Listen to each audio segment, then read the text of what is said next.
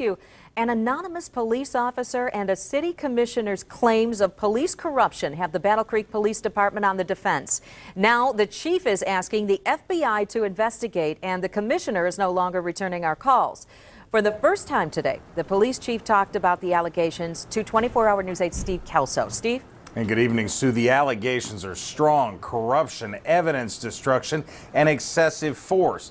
They came to light when Battle Creek City Commissioner Jeff Domenico says he was approached by an officer who told him he was concerned with his safety. Domenico asked the Attorney General's officers to investigate. They declined. He then asked the Michigan State Police to get on board. Domenico told me last night he was still waiting for them to answer.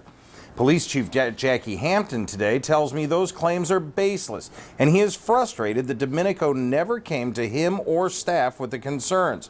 In fact, Hampton says in order to learn what those issues were, his department was forced to use the Freedom of Information Act to obtain correspondence between the AG's office and the commissioner.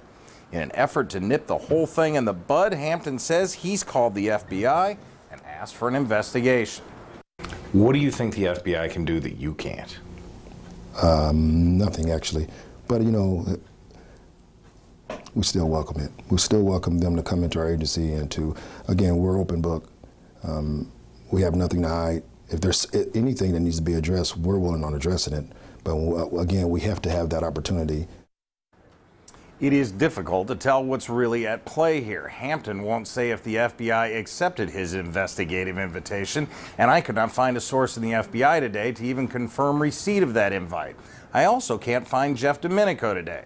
He was anxious to explain his side of the story last night, but refused to be interviewed. Today, he has not returned any phone calls. Live in studio control, Steve Kelso, 24-hour News 8.